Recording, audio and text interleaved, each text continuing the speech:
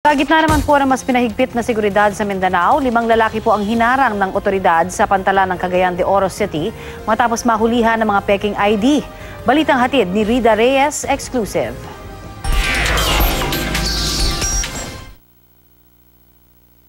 Sa CCTV footage na ito na eksklusibong nakuha ng GMA News, makikita ang 4 na lalaki na papasok sa passenger terminal ng Cagayan de Oro Port. Kapansin-pansin ang mayat-mayang paglingon nila sa paligid.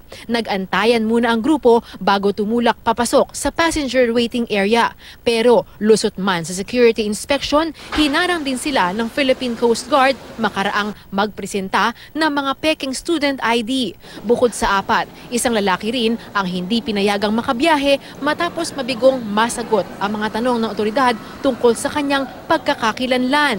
Going to Manila rin and dadalaw sa mga kamag-anak. Hindi natin masabi dahil mayroong mga mass recruitment, tapos nag-iiba pa ng mga anyo. Pag nakitang suspicious at resemblance, talagang automatic na kini-question muna namin. Maharap daw ang 5 sa reklamong falsification of documents.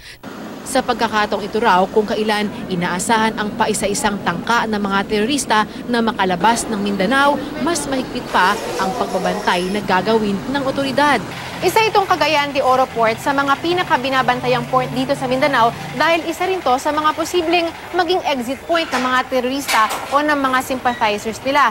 Kaya naman hindi lang isa kundi 5 level ng seguridad ang kanilang ipinatutupad para matiyak na hindi sila malulusutan. Nakapaskil din sa terminal ang dambuhalang listahan ng most wanted terrorist list para mas madaling makilala ng mga tao. Tayo rin naman nagtutulungan eh. Tayo lang din naman dito sa loob, lalo-lalo na sa kaligtasan natin sa barko. Halimbawa, pag may nakapasok, mas ma-familiar na natin yung mga mukha nila. So para maisumbong ka? Opo, sa otoridad.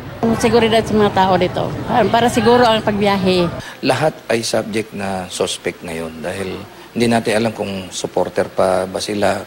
Ang iniiwasan natin nga yung makalabas sila dahil maaring doon sa pupuntahan nila ay makapaghasik pa sila ng lagim doon. Mula rito sa Cagayan de Oro, Rida Reyes, GMA News.